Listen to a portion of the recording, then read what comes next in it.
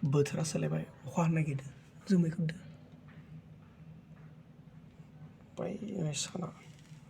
आयौ माबायदि दिन्थिदो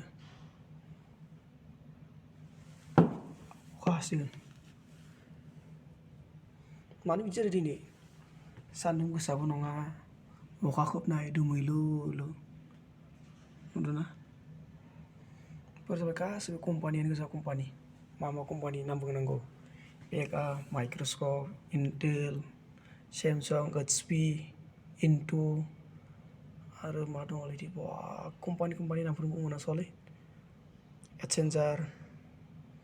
लेन्डिं एटिथ' नुस'वा ओरैबायदि कम्पानि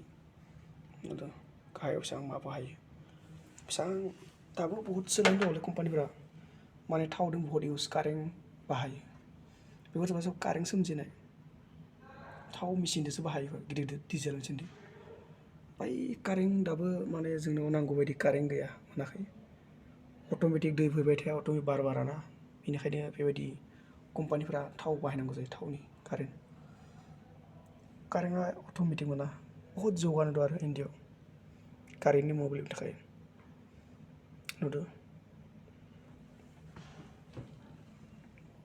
लामा हाइरड गारि खारगासिनो दं